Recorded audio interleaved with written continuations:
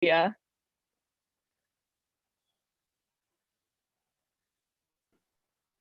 Almost there.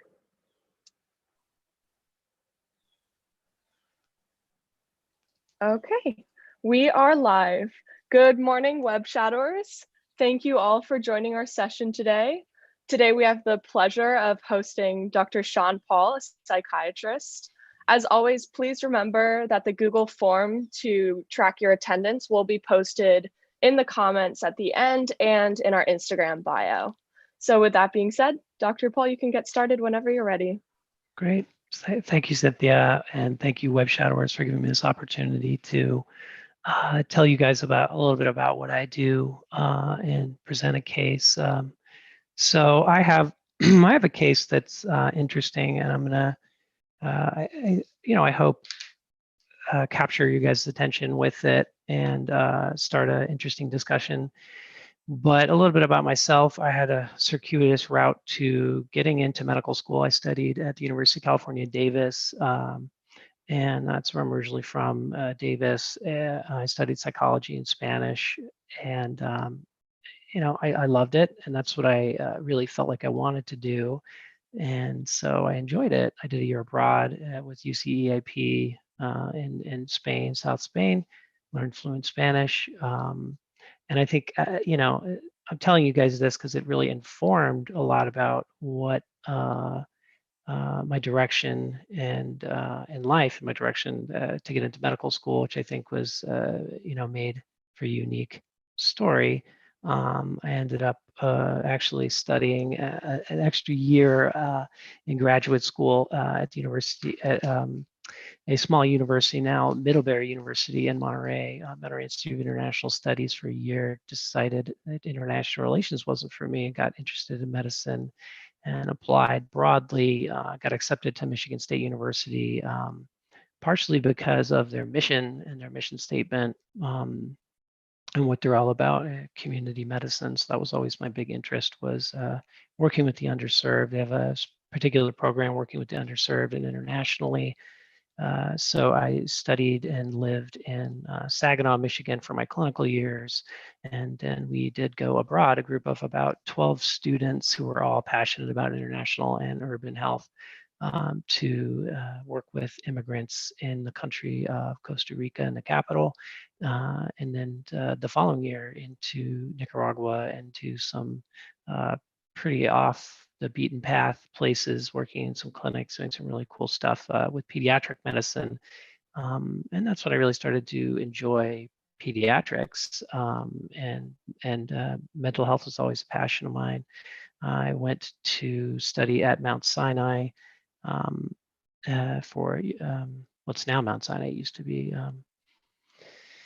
St. Luke's Roosevelt in Manhattan.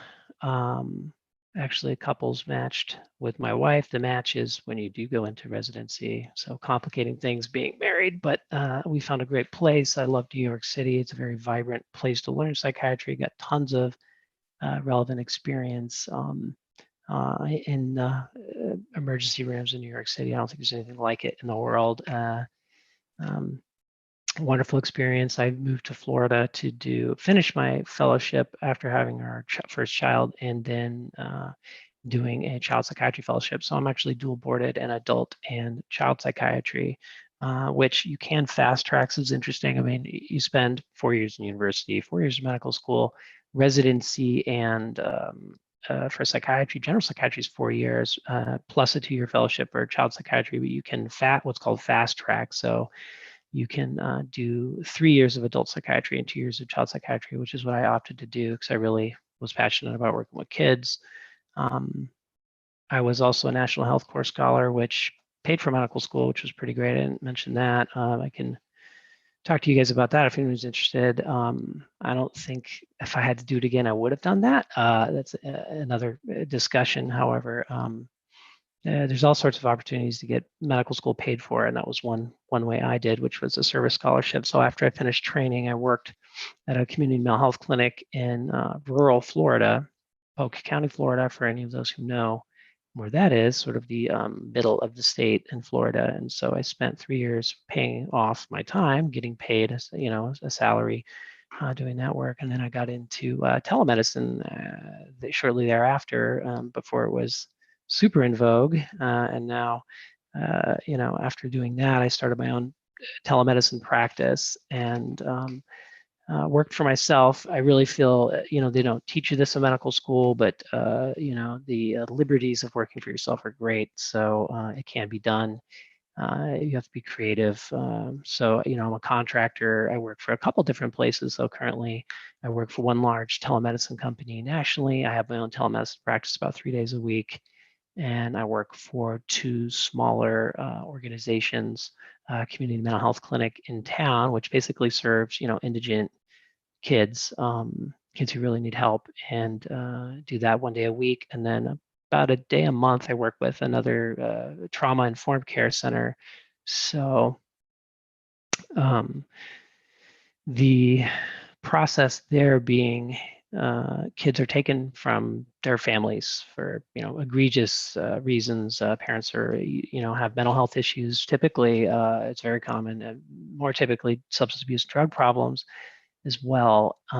So working with those kids in a multidisciplinary way, they live at this facility with foster parents. They have sort of what are called, you know, uh, resources that address every issue coming up with the family. It's a family systems-based issue. You have a child who needs to be taken from the home. It's not the child. What did they do, right? They're just living in this experience, in this environment, surviving.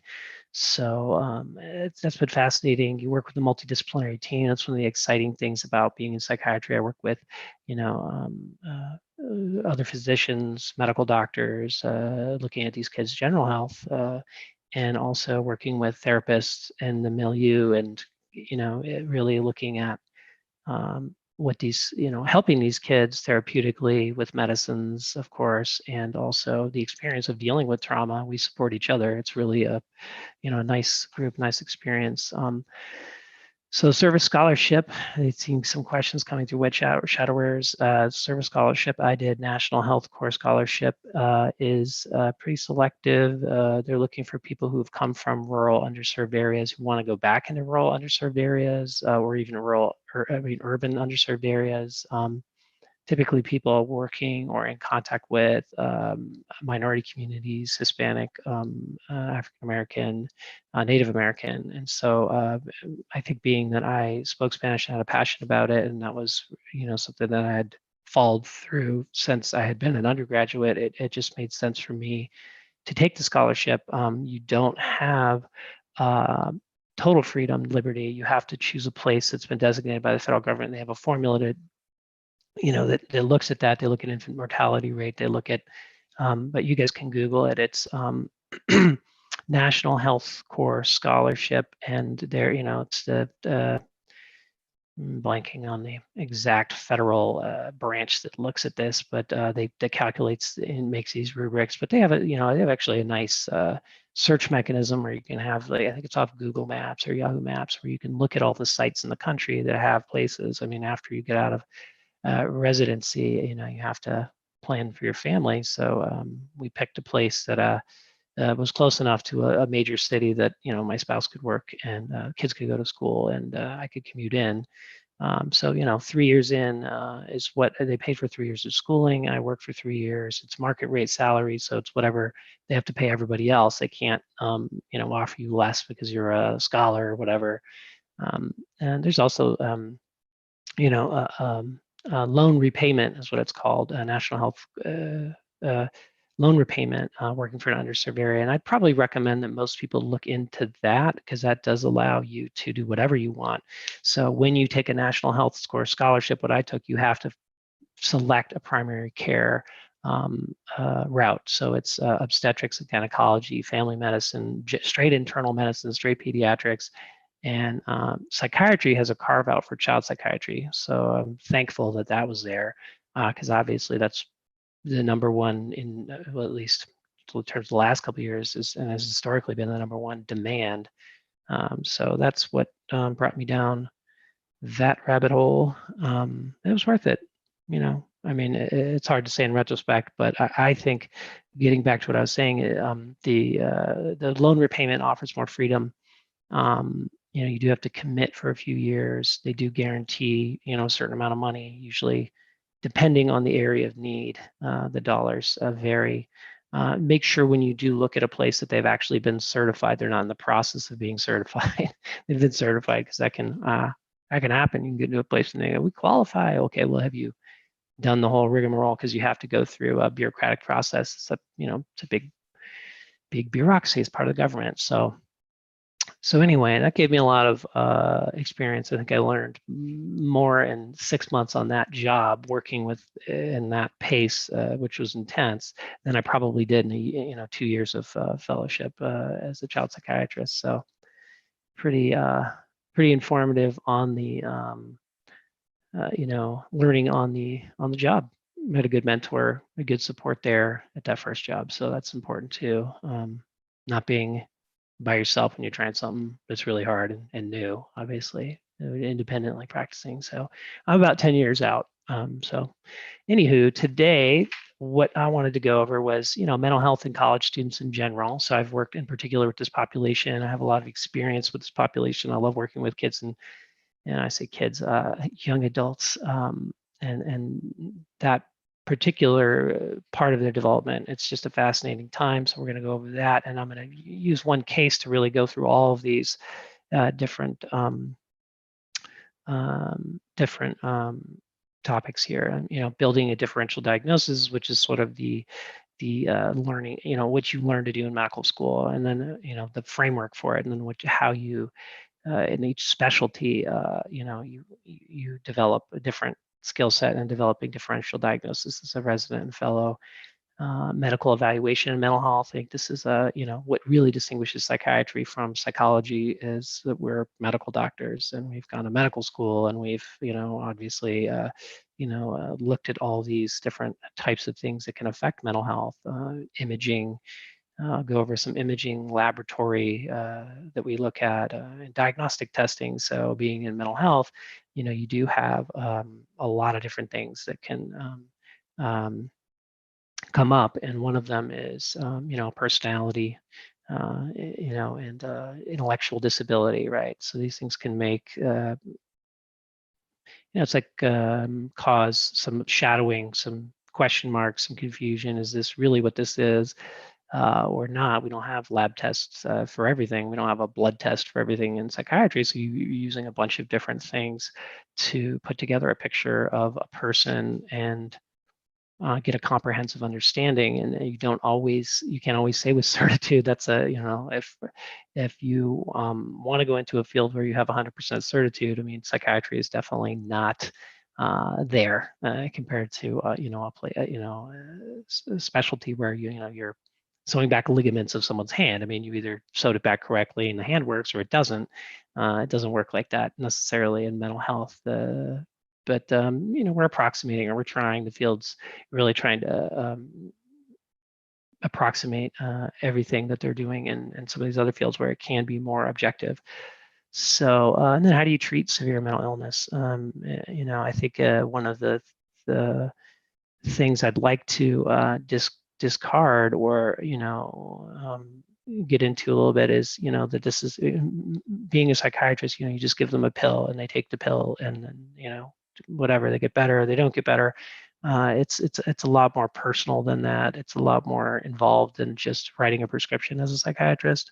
I think the personality that best fits that would be someone who is very patient, empathetic, curious, wants to learn about different things, different people, is curious, and what is reality, and how does our brain construct it, and how does this mental illness affects everybody differently? It presents differently in everybody, depending on your background, your upbringing, your culture, and these things are fascinating for me. I've always been interested in it, so it's I'm intrigued every time I meet a new person and get to hear their story, and they trust me with their care, and so I love it.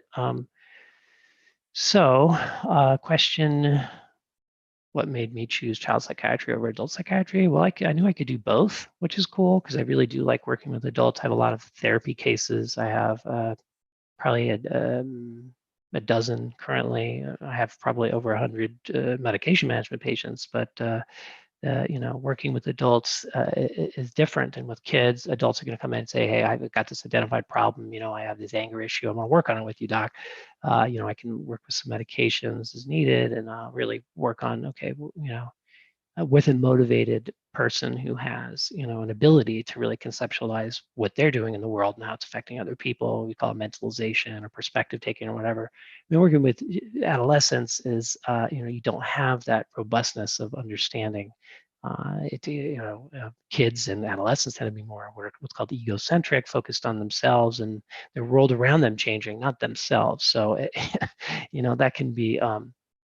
that can be frustrating. That can also be a challenge, and it can get better. And I think when they have an aha moment, you can see a radical difference between a teenager that's got something going on in their lives that's changeable, that they have control over, and then they decide to change it, and it can create a domino effect for this person and really change their life in a dramatic way. Whereas with adults, I mean, it's usually more subtle. It can be dramatic too, but I think that's one of the exciting things that got me involved with working with young people as the arc of their life ahead of them. You can have a dramatic and positive impact, hopefully, in these people's lives.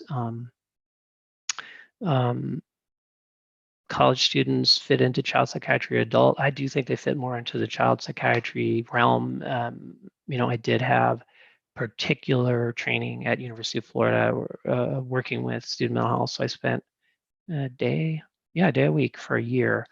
And, that's a time in your life, that's a time in a person's life where, two of the major mental illnesses we see that are probably the most debilitating occur, which are, bipolar disorder and schizophrenia. And we're going to be talking a little bit about those in a moment. It's curious because most of my adult psychiatry training, I dealt with chronically mentally ill people, so people who had been in hospital for a decade, in and out of hospitals. And so you see the results of a chronic disease process, right? I mean, it's different from new onset diabetes is different from chronic management of diabetes. So they're different animals, they look different, and you have to have exposure, I think, in both to really understand what people are going through. So I think most psychiatrists would say that it fits in that realm. So in child psychiatry, challenging aspect of working in child psychiatry. Another question, probably managing the players, right? So the players, what I mean is, the stakeholders. So you have parents, grandparents, children, siblings, the identified patient, as we call them. So you have this person who's identified. So here's a great example. I have a family who has currently a father who's an alcoholic, and the mother and the father have fought pretty hard, imagining, it's not hard to imagine what would come up with, living with a spouse who has alcoholism. I mean, you're taking on all the work yourself as a spouse. Your husband's, in this case, husband is intoxicated and can't manage being a parent. Can't manage parenting someone if you're intoxicated, getting mad, yelling, or just not participating, or a combination of the both. And the kids feel neglected, abandoned, depressed, anxious, worried. Is my father okay? Is he going to die? Is he going to, crash his car? Whatever. So you have this young person in this case, who's acting out, okay, doesn't feel wanted, loved, right? And you have this father who's really incapable of doing that right now. The teenager comes in with the mother, father's obviously not there.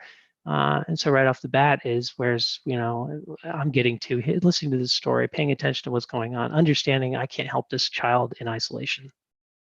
Okay, unlike an adult where you can. You say, hey, stop, take your loved one to a sober living house and say, sober up, or we're done. If you want to support them. But they don't have that chance. They don't have that opportunity. They don't have that control, that power. They're trying to take power back in whatever way they can, acting out, doing drugs in this case, staying out late, sneaking out, doing all sorts of challenging things. And I'm just another authority figure, right? So I'm just another place to project their displeasure at being in this situation of not having control. So, getting into that world with that person, that teenager, right, and understanding, hey, I'm going to be your ally. You can trust me, right? They, easier said than done.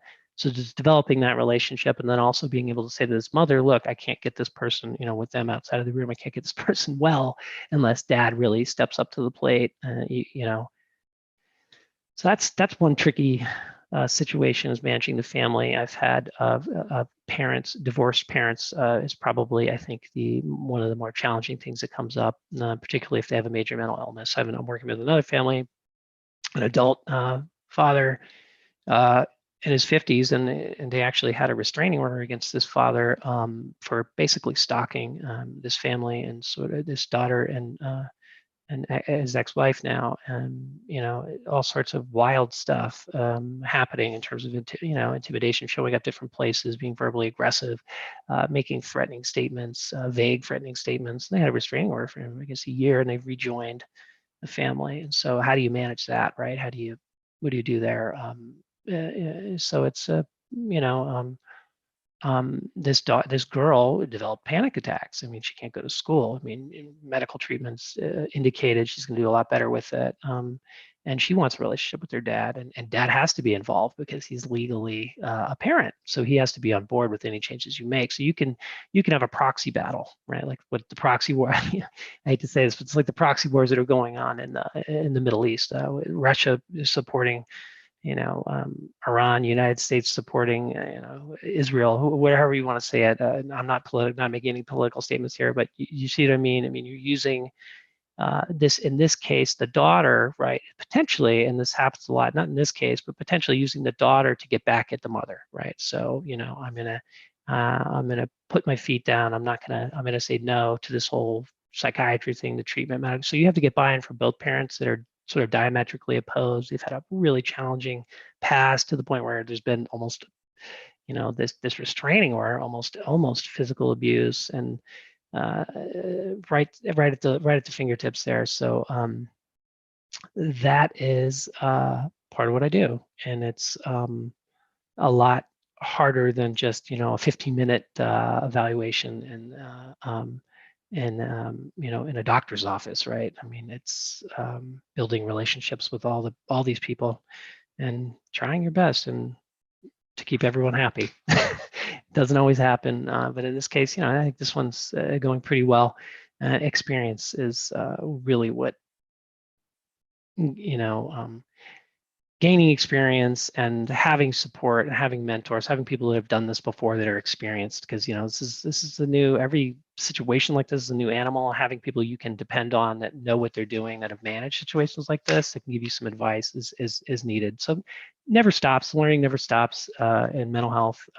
Certainly for me, I have a supervisor I talk with weekly, so he's been doing it for 50 years. He's got my back. If I got a challenging case, I know I can depend on him to have had something similar happen and give me some sage advice. I don't feel like I'm alone. I do a lot of telemedicine too, so isolation is challenging, but I got people that help me out. So, all right, so we'll jump right in. This is first episode of mental illness. So this case is going to kind of go over and show some of the nuances of a presentation of a major mental illness in a college-age student. So I'm going to call him Jack. This is a current outpatient of mine in my private practice. Initially presented while he was abroad, so he lived in a different country in Asia, was studying at an American university there. And his junior year started developing pretty significant depressed mood, anxiety, focus issues, panic attacks, difficulty getting out of bed, hopelessness, and sort of this existential angst, like what is going on with my life? What am I doing? What am I contributing to the world? Which is a really pretty characteristic of this age group. Feelings of doom, just feeling like nothing is going to turn out right. Everything's sort of messed up. It can't be put back into place. Not just like a little bit of, I'm homesick, right? I'm feeling like, out of place.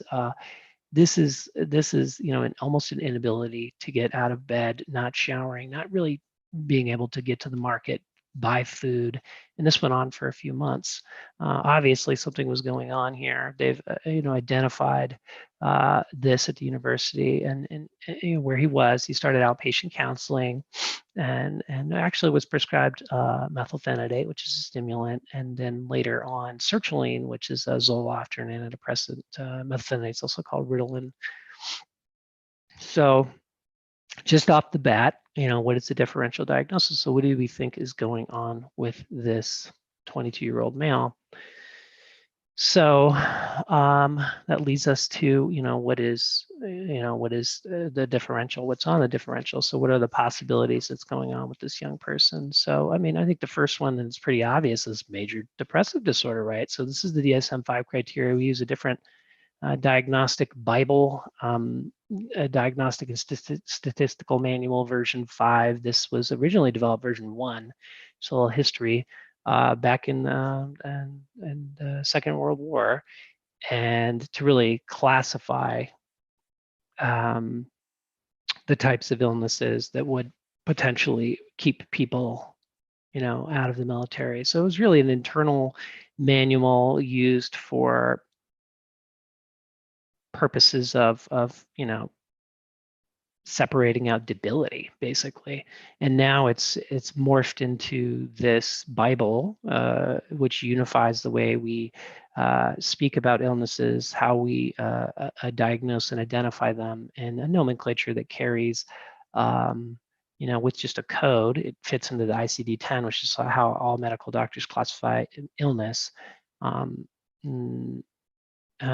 As well. So, it's a way that we report things to insurance companies. This is the way I like to say it. The way we report things to insurance companies, to get paid is one major one. And the other one is just to kind of, succinctly tell someone what's going on with someone. This is their symptom cluster. This is what they're dealing with. And this is how we treat them, obviously. So it's pretty important. So, you have the 5 or more symptoms present during the same week period, loss of change, and it represents a change from previous functioning. So it's not like you've been chronically feeling like this. No, you've been doing well, and then you have a major drop off. Something's going on here. Feeling depressed most of the time, diminished interest or pleasure, and this guy's not getting out of bed. Weight loss, weight gain. In this case, weight loss. He wasn't taking care of himself. Insomnia or hypersomnia. So he had a pretty impressive hypersomnia. I think it was about 14 to 16 hours a day he was sleeping most of the time, which for a very high functioning smart person is off. Like, we see a definite change from baseline here. Fatigue, feelings of worthlessness, excessive inappropriate guilt, which may be delusional. Delusional meaning almost to a level that most people would think doesn't make any sense at all, and may even seem is a fixed belief, and it's difficult to rationalize with that person that that's not the case. Their life isn't ruined. They're not totally, they didn't, ruin their chances of, I don't know, getting into medical school because they got a C in inorganic chemistry, right? But it can happen. Diminished ability to think, concentrate. So your focus, ability to focus, pay attention, sort of goes out the window. Recurrent thoughts of death, always something you want to ask. Suicidal thinking, suicidal plan. People, when they're in despair and feel hopeless, that can occur. So that's something we want to look at. So a lot of the symptoms we're seeing with Jack, what testing would you guys want to do? Would anyone want any more further testing, blood testing? So, there is stuff we want to do here, right? Okay, so what affects energy levels? What affects circadian rhythms, sleep cycles, feeling fatigued and tired all the time?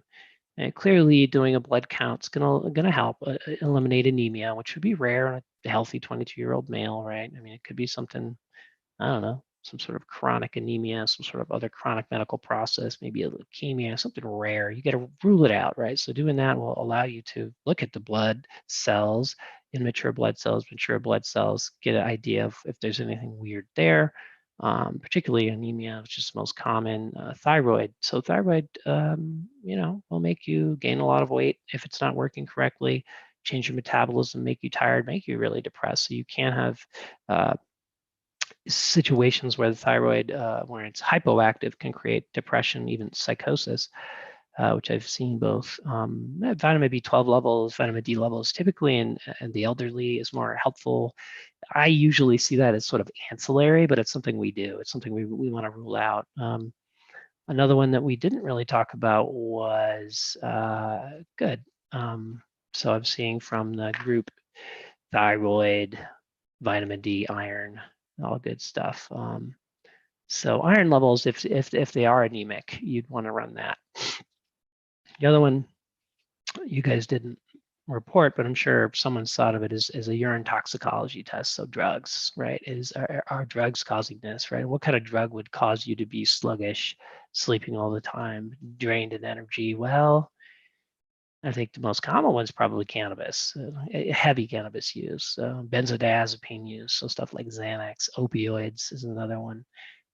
He's not displaying any withdrawal symptoms. There's no erratic behavior. There's nothing to tell us that that's the case, but it's something you do in basically every single person that walks through the door. They get a drug test. Usually done a 5-panel test, and there's stuff you can't test for either. So stuff like spice, which is a really popular drug right now, especially with street homeless people, that can cause all sorts of stuff. Agitation, lack of sleep, psychosis, hallucinations, delusions, and it can be persistent. I've had kids hospitalized that I've worked with for persistent psychosis due to it. I actually have one on my patient load right now I'm working with. So good, we're on the right track with the testing at this point. ADHD being what it is, yep, you gotta do some testing there. You gotta rule that out, right? So I mean, I think this particular doctor probably jumped the gun. You really do want to look at the criteria. This is how we diagnose it. You have to have these symptoms presenting, no later than the age of 7. That's actually changed. That's wrong. This is hyperconnect. That's why it's wrong. It's after the age of 12 now in terms of DSM-5 ADHD. So you have to have 6 inattentive symptoms, 3 the hyperactive to make it hyperactive and inattentive, and it's some impulsivity present as well. Typically at this age group, you see inattention, but inattention, as we know, can be due to the depression itself, right? So, how do you sort that out? Well, I mean, typically what you do is you treat the depression, you get them better, and you have them take some tests, do some testing, psychological testing. So that's usually done by a neuropsychologist. We don't do that as psychiatrists. We don't have the training. We don't have the background to do it. So typically go and do IQ achievement testing, test of executive functioning, Stroop tests, or Wisconsin card sorting test. If you guys ever seen the tests that put up a certain color and it says yellow, but the letters are in green, and they tell you to say what color is this, and it'll trick you up. You have to stop, think, you have to change your rubric. And so people with ADHD have difficulty doing that. There's all sorts of different ways to test it. There's computer testing too, which we do use in the office and psychiatrist and outpatient office too. Different sorts of sort of like computer games. When this comes up, push this button. When this happens over here, ignore this. So you're ignoring certain stimuluses, you're responding to certain stimuluses, and then they look at you and they norm you. And so you get a better idea of just saying, yes, this person has focus. They're saying they have focus problems, right? You're actually seeing some objective data that they do. Other testing you can do is just a depression rating scale. The PHQ-9 is what I always use with all my clients. Other stuff that you can do to rule out what is called personality issues is do a Minnesota multiphasic personality inventory. So it's called an MMPI. You can do it for adolescents too. It can be really helpful. Okay, so people that have sort of a way of approaching or seeing the world that the world is hostile and that the world is sort of out to get them, they have more of like a paranoid personality, right, rather than straight paranoia. And so other testing that's interesting too would be like a Rorschach test. I'm sure you guys have heard of that. It's the classic sort of printed pictures that fold over on each other, and you have you say what is this thing, right? So you're looking at where's the person's mental state when they're seeing something. Most people see the butterfly. This person's seeing a 2-headed demon that's trying to bite their head off. I mean, that's obviously different, and it actually is normed and standardized. It's really interesting because they have, it seems pretty subjective, but it's actually quite an objective test, and it can be very helpful, especially for psychotic level thinking, personality disordered stuff. It can be very, very interesting. Okay. So another web shadow question, is ADHD overdiagnosed? And it's kind of why I threw it in there, right? I mean, this is a psychiatrist who just threw a stimulant at this kid presenting with depression and focus problems. I was kind of like, what? Why did we do that? Okay. Especially when you have side effects of medications to treat depression and ADHD that can cause mania, that can cause psychosis, right? ADHD medicines increase dopamine. Dopamine is what we know is involved with hallucinations, delusions, right? So you can make people psychotic. Antidepressants can cause, push people into what's called mania, and we'll be talking about what that looks like shortly. So we'll keep going here. Okay, so I mentioned his sleep. Now his sleep started to change. Okay, and this was gradual. He had been treated for a few months. He had gone back to the United States at this point, and need for sleep lessened, started becoming more distractible, sort of all over the place. Not sleeping very well, sleeping 2, 3, 4 hours a night, feeling well rested, feeling pretty good. And then started becoming obsessed with becoming a basketball player. Now, this is like a guy who's played street basketball sometimes, right? But now he's like, maybe I could make the pros, maybe I could do this, right? And people around him started noticing, wow, that's a little different. This is an academic who's now become completely convinced they want to become a professional basketball player. Then it started getting a little bit weirder. He became convinced CIA or FBI was after him. So every time he would see a certain car, he would think that person was involved with tracing them, tracking them. So he started to become what's called paranoid or delusional. And really, no one could tell him otherwise. He really had this fixed, firm belief that there was something odd going on, conspiring against him. And it sort of started as this, and this is how it typically does, sort of started as this, I don't know if this person is really after me or not, but I keep seeing the same car. They keep coming around the neighborhood. And then it slowly gets more convoluted, complex, and overarching and over-encompassing to everything, even into their family. Getting concerned. Another classic one is of paranoid delusions is being poisoned by your families, or that there's a plot to conspire against you, to hurt you, or to end your life, or to ruin your career. Those are also very common. Okay, so now what is our differential diagnosis? This is changing, right? So now you have first this severe depression, this distractibility, this ADHD, the treatment with these medicines. He comes back, now he's not sleeping. Now he is becoming obsessive with these things that don't make any sense. He's not functioning very well anymore because he's so focused on these things.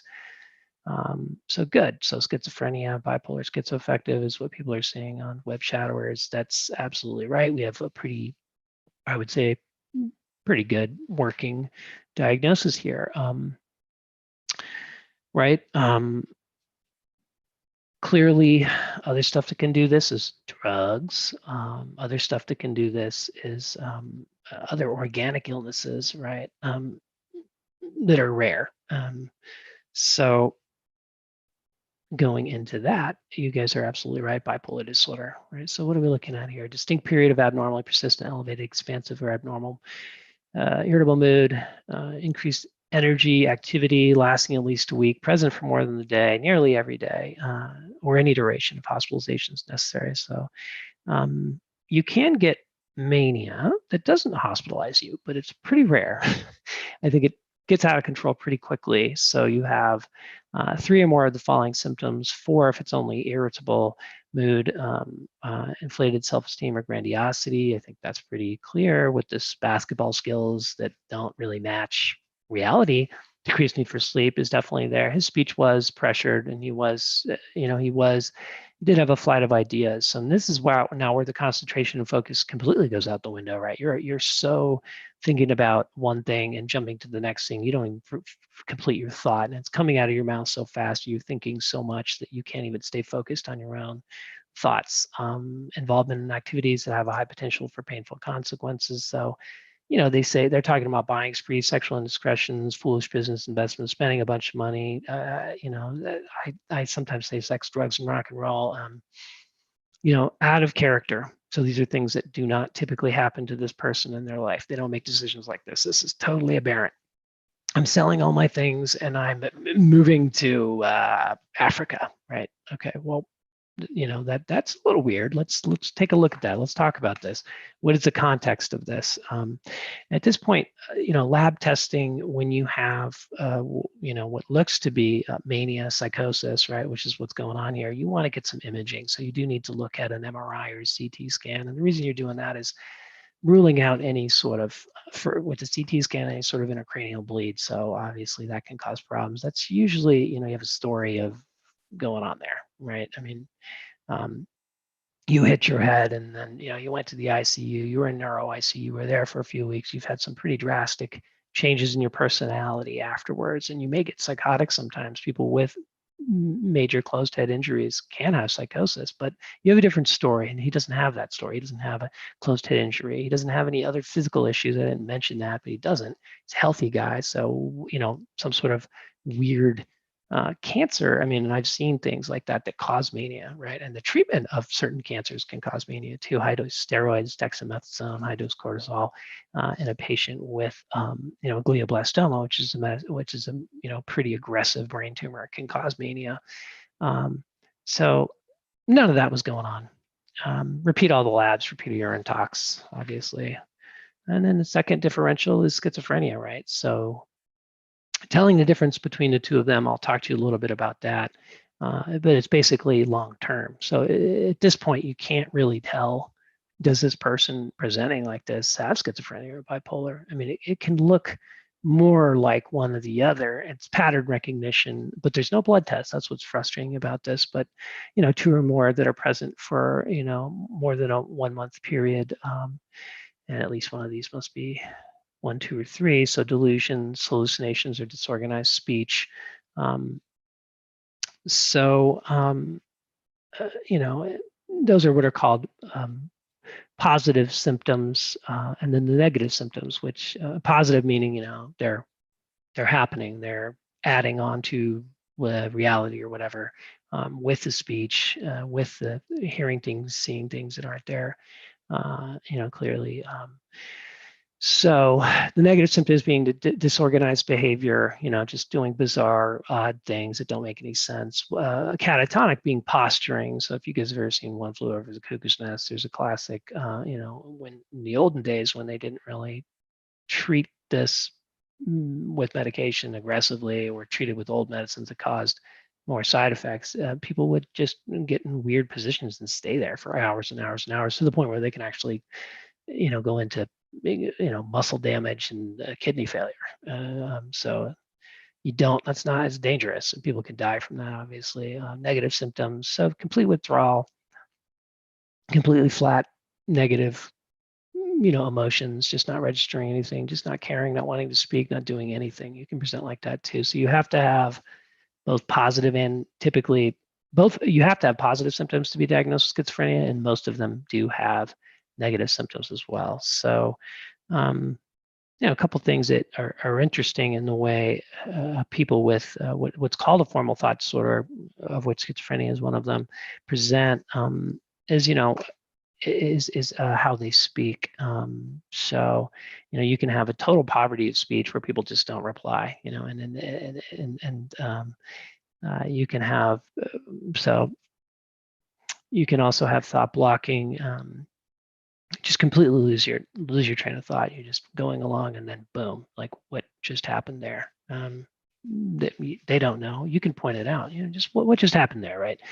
And when you're doing an interview, loosening of associations, just sort of pulling in things that aren't really related to each other, right? So it's sort of you may be perplexed, you may be wondering as you're talking to this person, what are we talking about here, right? So it creates confusion in the person experiencing that when you're talking with someone who has disorganized speech, disorganized thought processes, okay? And in both schizophrenia and bipolar, you're going to have disorganized thought processes, right? So it becomes pretty muddy.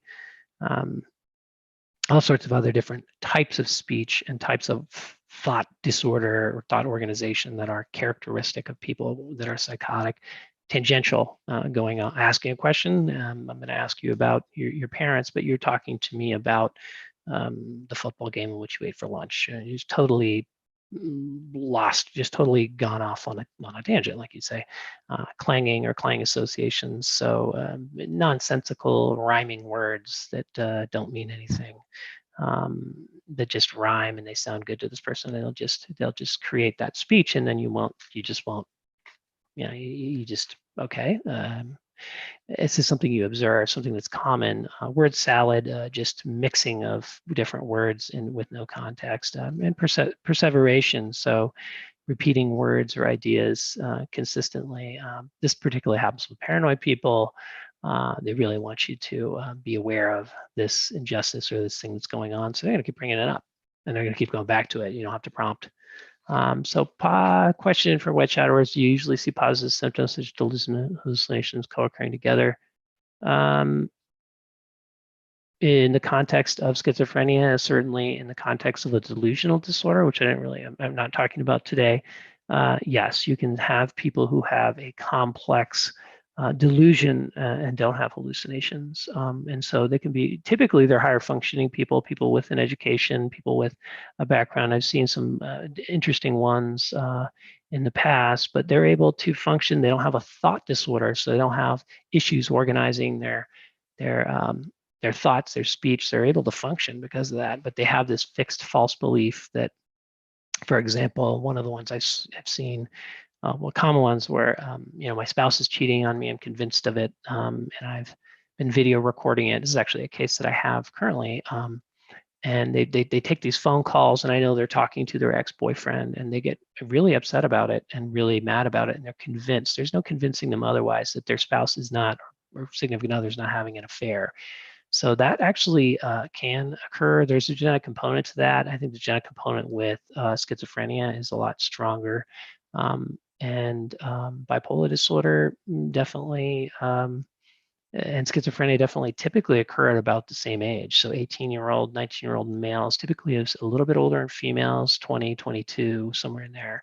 And they both have genetic components, schizophrenia and bipolar. They can co-occur in family histories, but it's more likely to have a family history of depression and in a person with bipolar than it is to have schizophrenia, but you can have both.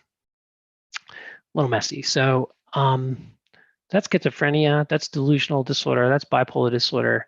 What do you do? Okay, so I mean, looking at this, it probably was diagnosed at this point with psychotic disorder not otherwise specified, and usually would say, rule out bipolar disorder, rule out schizophrenia. You know, at this point in time, the treatment's pretty similar. You keep them in a hospital, involuntary hospitalization. So people, when they have lost their ability to think rationally and be safe in society, when you're not sleeping, not eating, convinced of things that aren't real, you need to be kept safe. So that's the primary one. Medications, obviously, acutely, to settle someone down so they don't hurt themselves or hurt other people. Imaging, which you can do in tertiary care centers, like big hospital settings, university settings is important. I mentioned it. Address comorbid disease. So is there anything else going on with this person? They need medical care, right? So that's why hospitals are sort of useful. Getting all the labs I mentioned. You can't do this in the outpatient. You can't get all this done quickly, efficiently. So it's a reason that people are psychiatrically hospitalized and the reason the hospitals exist.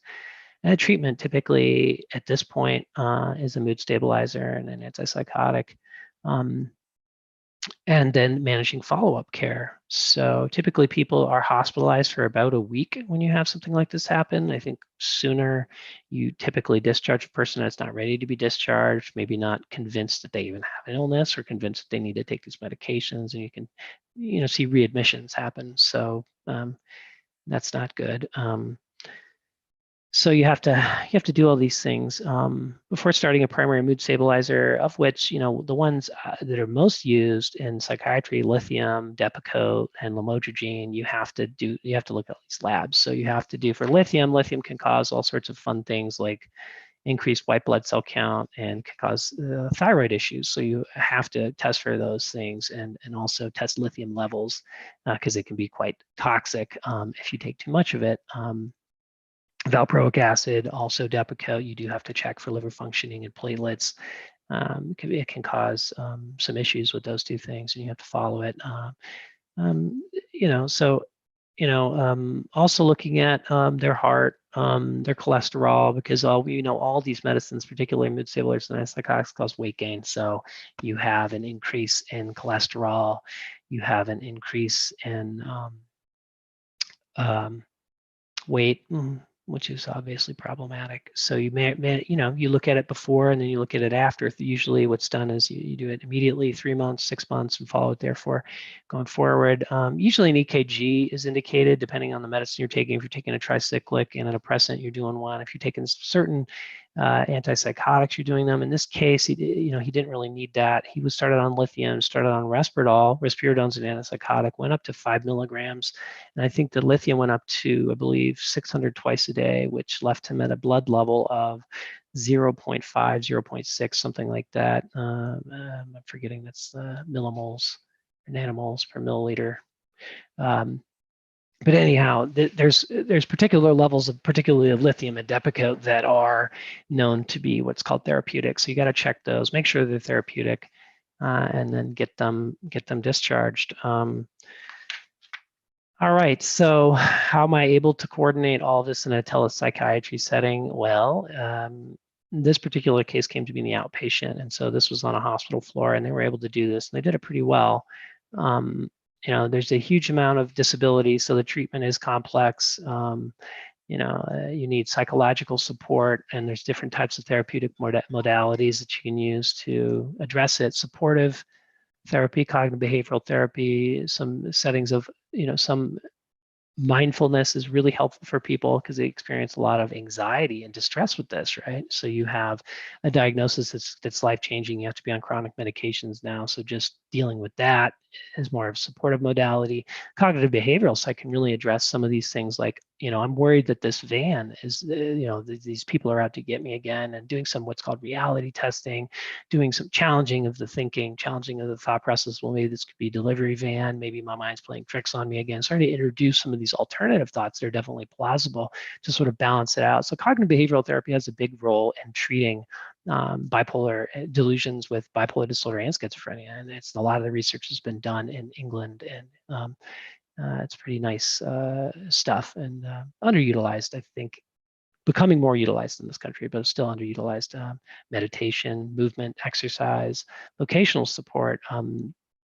You may need to start to think about, particularly with schizophrenia, because it is persistent and debilitating, right?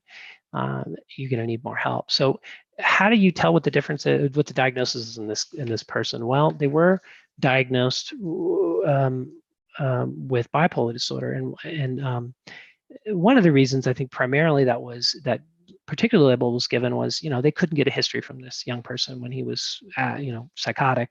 Called the mother. Mother has bipolar disorder, right? So that makes sense that genetically that there's a issue there. And he also did get quite a bit better, and his interepisodic functioning, what that's called, this fancy word for times when you're not acutely ill, you go back to normal. So you're not delusional anymore, right? You're not thinking these people are out to get you and after you anymore. You start sleeping normally again. You're functioning again. And that mania ends, the psychosis ends, and therefore you're left with not having a formal thought disorder, not continuing to have the delusions and the hallucinations that most people with schizophrenia continue to have that are debilitating and that require a lot of support. So I do have a couple of people who I see who have, that go to what are called clubhouses. The national model was Fountain House, and go to a place where they're supported by peers. They have training. They have supported jobs through, things like Goodwill, places that understand that that they're functioning differently than other people. They need more support. They need less hours. They need someone to train them more intensely, and they need to be able to have an understanding for them when they react a certain way to certain things that can be unpredictable. So, they work with businesses, local businesses that typically, support people with disabilities of all sorts at clubhouses. So, okay, so let me tie this up. Family support, obviously, you have this young person here who's 22. He's sort of the all-star of the family now, has this devastating mental illness. They don't understand it. Why is he acting like this? Why is he doing this? This isn't as easy as that and as easy as one session. I spent a lot of time with this particular family, providing a lot of educational resources, talking to them, being available for them. If they need to let me know that this person is doing well or not doing well, which is really important to have that information. People aren't gonna, don't walk around with a mirror to their face saying, I'm not doing well. Sometimes it really helps to have the family there present. One more question, do you find that typically you have to diagnose patients multiple times before you get to the root cause, or is it easier than it seems to diagnose people? Well, in this particular case, you wait, you really wait. I think it fit the diagnosis of bipolar, but you really don't know until you have a full recovery of the brain, which may take months for the mania to settle down. This continues. Some of the disordered thoughts, some of the delusions are still there. Some of the lack of sleep is still there, even after people are discharged. But in this case, it completely settled down. He got to work again. He had a job. He was functioning again. And there was other issues, but following him forward, I do think that diagnosis agreed with him, and with schizophrenia, it typically doesn't get better. You have a significant amount of debility left over. All right, yep, and a psychiatrist is sort of the quarterback of all this stuff, making sure it's all happening. They're paying attention to all these things that are relevant for this particular person. So, all right, let's see here. Has the limitedness of an individual's health insurance plan ever changed your diagnosis plan or treatment? I mean, it does create problems. Certainly, I have actually someone in my caseload who is originally from Jamaica, grew up here, but doesn't have a nationality citizenship, and is now applying for citizenship so that they can get disability benefits and get get some money to survive. He can't work. He can't support himself. He's living with his family, and the family is financially supporting this person who still has some pretty significant problems. It's not the easiest person to live with. He's a nice guy when he's, but he's 19. He's living at home. 20, another case I'm talking about. It's really hard. So has the limitedness of an individual's health insurance plan ever changed? Okay, yeah, so I answered that one. Yeah. And I do a lot of therapy. So I have about, with, I'm private practice, I'm fee for service. So I'm a cash-based practice. The reason I do that for the 3 days a week is because I kind of can do what I want. I can do therapy, which is really exciting and fun, and write the medicines, and it keeps me interested. It keeps it exciting. It keeps me coming back to learning and staying,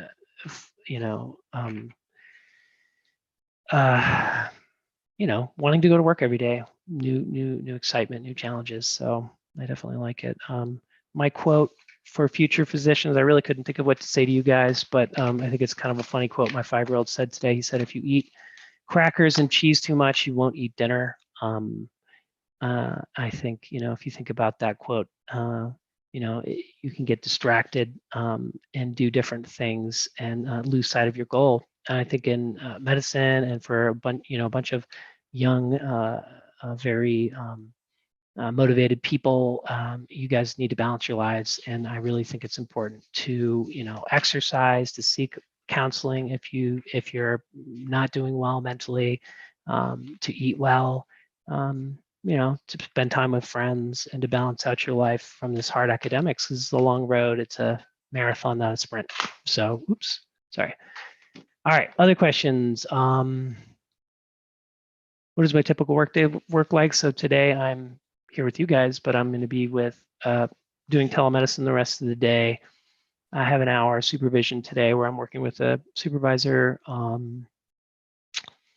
And Mondays I'm at a community mental health clinic, and then the other days I'm in my office doing private work. So varied. I kind of like it like that. It's not the same every day. Increase in mental illness since COVID began.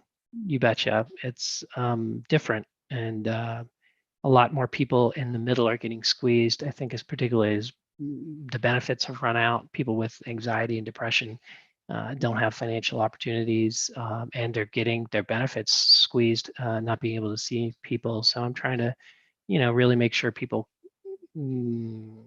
have enough medicine and can see me if, regardless of pay, to continue to keep people treated. So it's not been a happy time. I mean, my business is up, obviously, most people's is, but no one feels really excited or good about it. It's not, you know,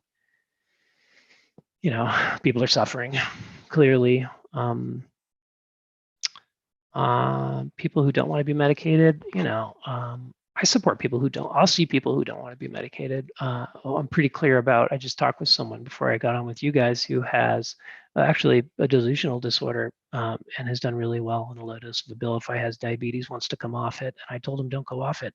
I don't think it's good for you. I mean, I think this medicine's can contribute to your weight gain and mess your diabetes up. But I think, look, if you get ill again and go into a hospital, you're going to lose two months of your life again. Is that worth that to you? And so, maintaining a relationship with people who are ambivalent about taking medications is part of the job.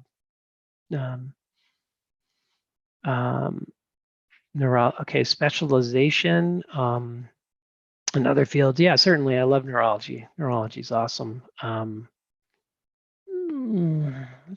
of what we study on the boards is neuro. So, I mean, that's cool. It's exciting. I like it. I don't know. I consider doing just straight medicine too, doing family and psych, doing internal and psych. But what I found was most people land on something, and they usually landed on psych, the people who did the dual things. So I just decided my passion's more of psych, so I stayed with psych. So burnout, practice self-care, and it's hard. I was up this morning, went for a jog. I did not want to do that, but I knew it would help me carry through the day and I'd feel better about it. And I tell this to patients too all the time. I mean, if you have parts of your life that suck, that aren't going your way, the relationship you're in, going through a divorce, dealing with COVID, there's something you can control, and you can feel good about that. And you can feel good about achieving a goal in a gym, getting out to run, and that's under your control. And I think that helps people immensely. It helps me, certainly. Other questions. There are some patients who deal with seeing a psychiatrist for the rest of their lives. Are there some patients who deal with seeing? I'm not sure what that means. Are there some patients who deal with seeing a psychiatrist for the rest of their lives? I mean, yeah, there's a lot of people who need to see somebody for the rest of their lives, not just people with bipolar, schizophrenia, people with persistent, trauma histories, people with personality disorders, usually need a lot of support from mental health. So, yep. Bipolar disorder in children, we could spend an hour talking about that. What's my views on it? I don't diagnose it that often, because I've seen it in some adolescents, but I'm pretty much a purist on what I call and won't call bipolar disorder. I will treat children and adolescents with medicines to diagnose that are diagnosed, that are used to treat bipolar disorder, but I don't tell parents if I don't think their child has bipolar disorder that they have it or not. I usually give it as a likelihood, it's more likely or less likely. So that's a difficult one. It's a gray area.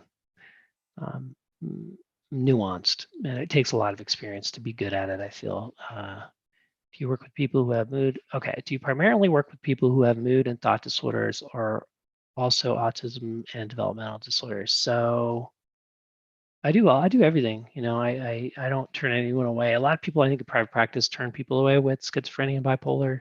I don't. I really think it's part of what I do, and why I wanted to do this is help people that are not just severely mentally ill, but I mean, not just, can pay for my services or, have, you know, or whatever, however you want to say it, or less impaired, or easier to deal with, however you want to say it in just normal parlance.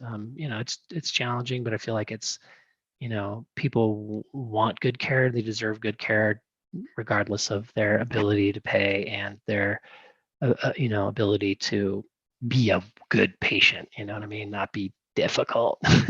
So these are things that I try to keep in check. I mean, I really, you sometimes there's just people you can't help based on your availability, what your expertise is, and you send them out. And I think that's something that's the correct thing to do. Is if I can't help this person, tell them I can't help you. I'm sorry. But I think you can get help, and I think this is the person that'll fit you. So moving them to someone who's more appropriate is always the right thing to do. Okay. Did you go to a post-bac program in order to change careers and pursue medicine? No, I actually went to community college in California and did a few things that I hadn't done in undergraduate, since I focused mainly on humanities. And then I got a internship at Scripps in San Diego, doing basic science research. And during that time, I traveled across the border to Tijuana and did some medical translating in Mexico, which was really cool, and got a letter from an internist from UCSD. I had an interview at UCSD too, which was cool. Didn't go there, didn't get in, but so that helped. Yep. I just felt like I didn't really want to do a post-bac. I don't know. Yes. So, but the last one of the questions that probably should be our last, because I have to get off to some other clinical duties, everybody. But it's been a pleasure. Did you want to become a psychiatrist before going into medicine?